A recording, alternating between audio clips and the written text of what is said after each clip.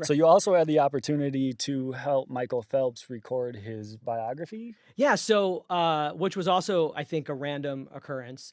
But he did a, HBO special, which, if you haven't seen, is phenomenal.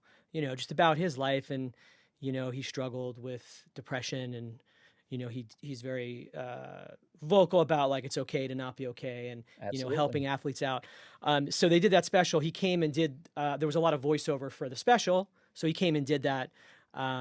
And he was a nice guy, and I actually, said to him after, "Hey, listen, if you ever do other stuff like this, I'd appreciate it if you came back here." Heck yeah. And I That'd be think it worked out amazing. because he did a few other things. He did like a cycle commercial for something, and they had called him, and he told them to call me. So it was nice to get him in. That's cool. And It's a good look into the multiple streams that can be generated as an audio oh engineer. yeah, I think a lot of people get, pigeonholed and think that all we do is record artists, but there's audio books, there's commercials, there's biographies that, if you really think about it, you can branch out into and market yourself in so many other lanes. I just actually got my first publishing deal for sync placements. nice. So, Congrats.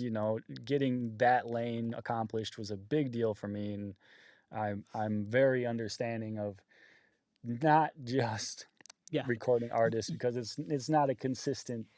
Yeah, you can't just do one thing unless you're famous, Right, then you can do the one thing that right. people want you to do. But for everyone else, like you have to be able to do multiple things Yep, for that sure. kind of can lead us into, can you make an income as an audio engineer? And I think as long as you are aware of the multiple streams and see what it takes to be good at those specific tasks uh, involved in those streams and become good at them, you can market yourself in those streams and Absolutely. have a better shot at making an income Yeah, yeah, you have to be able to do it. sustainable. Right. You have to be able to do that. Like it would be great if it was just all music all the time. And it's mostly music.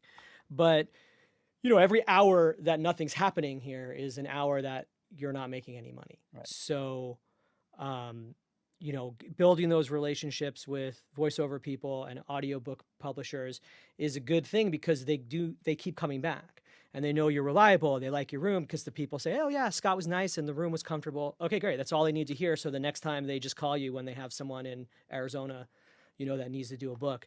So those things are important. They're not always as fun, but I'll tell you, to be honest, like, the audiobooks You can learn. are you do. Some of them are actually